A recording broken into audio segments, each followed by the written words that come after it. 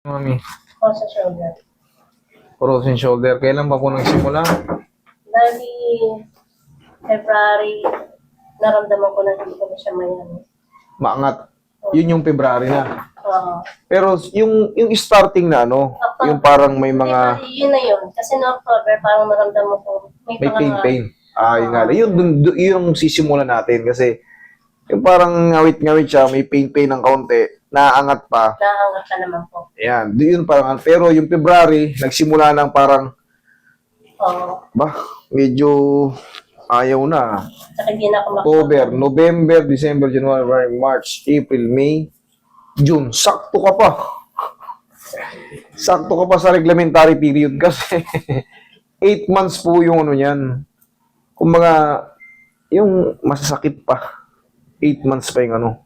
Pero after 8 months, may pain pa siya pero mas mababawasan. Siguro mga 20%, 30%. Hindi accurate. Pero yun nga, yung 8 months pababa, yan yung talagang suffer ka talaga. Pero ang bilang yan, November na. October. Kaya ako binibilang kasi nga, tansya ko na to eh. Sa daming pupunta sa akin ng ganitong kaso, alam ko na yung mga istorya nila, kung paano sa mga movement, ilang araw, ilang buwan. Ang tigas, oh. Ilaban. Oo. Wala, ayaw kahit hindi ilaban, eh. Kasi, kahit, sige, subukan mo ilaban. Diretso pa rin, eh. Kahit ilaban mo kasi yung junction yan, dudulas lang yan, kahit ilaban mo.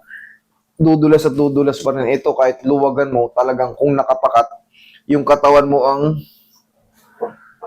ang tutulak. Nakapakat siya, mami, kaya pala ayaw mo na talagang tiisin eh. Pero yan, hindi pa yan mape-perfect maangat, pero nandito ka na eh, sumakto ka sa paluluwagin natin.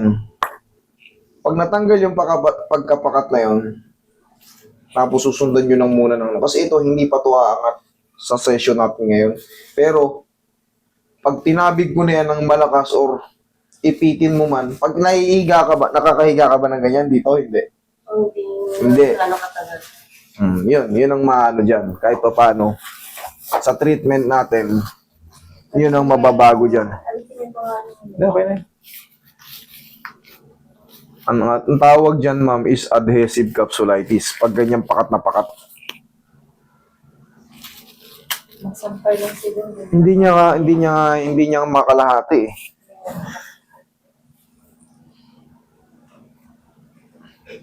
Pero ang kailangan dyan, sisipagan nyo lang sisipagan nyo lang ng mga round and round and round. Pag napaluwag ko na, natanggal ko na yung pagkapakat ng head humerus sa glenoid.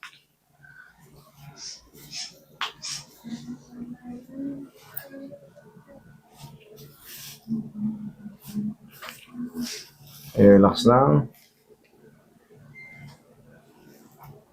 Lalaban na. Malamang naranasan na natin yung mga hindi makatulog. Dalas po. Sa haba ng yan, malumbuan, nandiyan ka sa boundaryan, palambutin ko muna.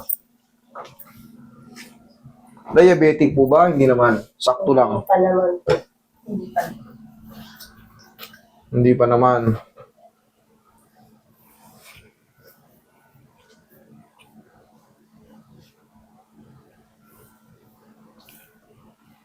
Palambutin ko muna, medyo tight siya eh. Ang tabigi niya, masakit siya.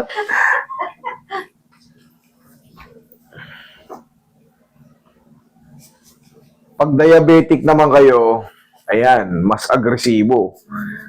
Mas agresibo siya. Kasi, alam niyo yung diabetic, di ba pag nasugatan, ang hirap gumaling. Kumbaga, ang tagal gumaling. Yan, 90% of diabetic person, base sa mga doktor, bibisitahin kayo ng frozen shoulder. Kaya pagka alam nyo, nakakaramdam na kayo ng pagbigat-bigat ng mga balikat. 2 weeks consistent. Naangat pa na may mabigat-bigat, ipaano nyo na. Para hindi na kayo maabot sa sukdulan.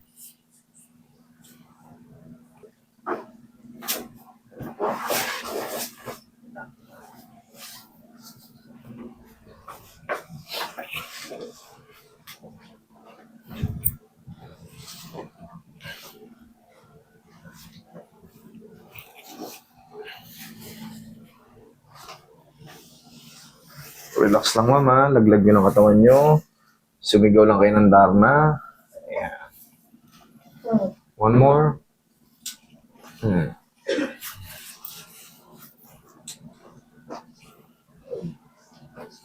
Okay, relax lang. Down.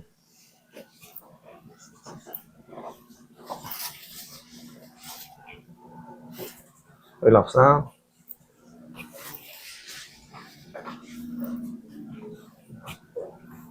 Okay, one more. Laglag mo lang. Tiri pa lang, buti mo na rin kasama yung likod niya.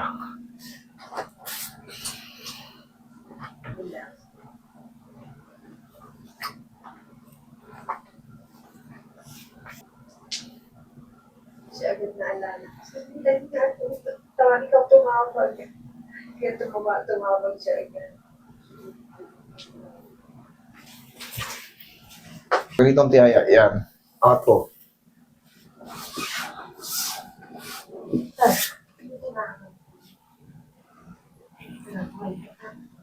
Sige, tiyaya. Nahihilo ka? Hindi. Hindi pala eh. Kala ko may vertigo ka eh. Wala naman pala eh. Tihaya, tihaya. Kahit may vertigo kayo, sige, walang problema. Tanggalin na rin natin ang isahan. Pero kung wala nang, kala ko may hilo siya, hindi ba?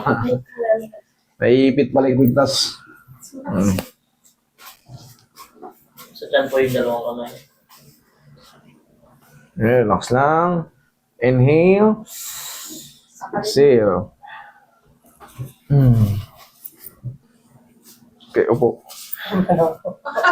Upo. Ito yung dalawang angat. Paghandaan nyo to. Huwag ba ako kayo 10 kilo na ka sa loob. Sige, relax lang ha. O, huwag mo lalabanan. O, yan, laglag mo lang. Sige, laglag. Ouch! Isa. May isa para lang. Tapos na. Sangit. Hindi. Kaya? Sarang. O, sige. Kaya. Pwede yung kabila. O, pwede. Para mag-relax ko. Yan. Hindi, okay lang yan, babe. Hindi ko naman kagad bibirahin. Paparecover. 20 to 30 seconds kasi yan yung mga pain na yan. Pero, hindi yan dire-diretso. O, kaya na. Hindi pa. O, sige, wait lang. Okay lang. Boundary si ma'am eh. 8 months. Dapat, sinagad nyo na eh. Kumbaga, may laman na siguro. Hindi, ano yun na. Nakapakat na siya. Hanggang 8 months talaga yung mga ano nito, makikirot. Base sa ano, Baka nga so. sa nai-encounter ko, pakat na pakat yan. Pero pagka kayo ay 1 taon na, hindi na ganito yung, may pain man siya, pero, well, sige, sawa na ako sa pain eh. Ano ko na yan eh. Ano na ako, araw-araw na rin ako may pain eh. Isahan na lang. Kumbaga, less na yung ano niya. Kaya nga ito, tingnan mo, kailangan niya pang mag-recover ng mga ilang segundo. Pero that's normal kasi kabisado ko na to eh. Pero okay, mabahala. Ito naman eh, maraming beses ko na na-encounter yung ganito. Kaya minsan, pinakakalma ko lang kayo by ano, parang kinikikoy ko lang. Pero ito, alam ko na to kasi. Okay, relax lang ha. Kaya mo yan. Isang sigawan mo. Lambutan mo lang. Ouch! Thank you. Kaya ako ko.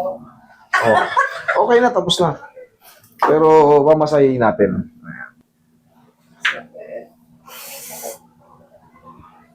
Ganon din kasi yan. Matabig kayo, wala kayong inaasahang treatment. Sakit. Kung frozen shoulder na na-encounter ko, meron. Kasi ang very common na inaano sa akin, pinapahilot, balakang, tapilok. Ito, balakang, tapilok, frozen shoulder. Paulit-ulit lang, bibihira lang yung mga emergency na dislocated. Mga dislocated, sa ano lang yan eh. Sa 100, mga 7 lang eh. 7-8.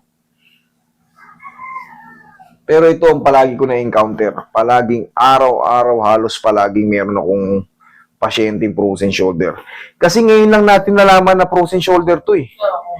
Dati, shoulder pain lang, masakit lang balikat ko. Hindi natin alam na may treatment palang ganito. Kaya ngayon, siyempre, ang dami na sa YouTube, makikita nyo na, ay, natitreat pala yun, ganito pala ang treatment niya. Okay na, kumalma na. O, 20 to 30 seconds lang naman yan. Pero kailangan yung talagang ma-overcome yun eh. Yung iba, mahina ang pain toleration, hinihimatay. Pero babae, wala. Lalaki lang hinihimatay rito. Lalaki. Relax lang. Kasi babae, wala. Kasi marunong silang umaray. Ini-express nila yung feeling, aray! Pero pag lalaki, mamaya-maya, master, naantok ako. Hindi ito babae. Aray lang na aray. Baliwala sa kanila. Kasi normal lang naman yung nasaktan tayo. Sa lalaki kasi ayaw nila makita sa camera na ano eh. Ang pag-handle ng hinihimatay, isandal nyo lang. Tapos, fresh air. Yun lang. Mamaya-maya, gising na rin yan. Huwag lang yung may sakit sa puso. Iba kasi pag... Iba yung pagkaano eh. Okay ka lang, ma'am? Last na to. Oh, hindi na masakit. Kaya nasaktan na. Ito lang po ang palagi nyo gagawin. Kasi ayan, hindi pa yan siya totally angat. Pero yung pain, kahit lakas-lakasan mo na yan, tabig dyan, kahit bearable na yan. Tapos sa diin, oh sige, higa kayo pa diin. Yan ang magbagbago dyan, yung konting tabig, o kaya't malakas sa tabig, mas kakayanin nyo na. Once na natanggal na yung pagkapakat doon. Tapos, hanggat maaari, tulungan nyo muna ako ng ganon. Pag hindi nyo pa kaya, 3 weeks, sundan natin ang second session. Pero kung sa tingin nyo, uy, parang hindi ko na kaya ng kumbaga, okay na ako dito. Kasi umaangat na ng paunti-unti eh. Yun lang po. Pero kailangan nyo talagang ganito ang routine nyo araw-araw. Ganyan, pabaliktad. Kaya naman, pag ganito, ganyan lang. Tapos, pag nangawit kayo sa kakaganyan, o haplos ng pao, ganun lang. Walang ibang gagawin kundi ganun lang. Kung magdadagdag kayo, yung tinuturo rin sa clinic, yung ganyan, okay lang din yun. Walang problema. Pero, pinaka-the best talaga, habang tumatagal, kahit lakasan mo, sige, lakasan mo nga. Kaya na. Kaya na. May pain. May pain pang konti, okay lang. Pero syempre, that's normal, hindi pa nga maangat to. Sabi ko nga sa inyo, gano'n lang talaga. Pero habang tumatagal yan, palakas ng palakas ng palakas ng palakas ang galaw nyo, hindi nyo mapapansin, yun nga, unti-unti na siya. Ba? Okay, gano'n lang po talaga. Okay? Sige ma'am, salamat.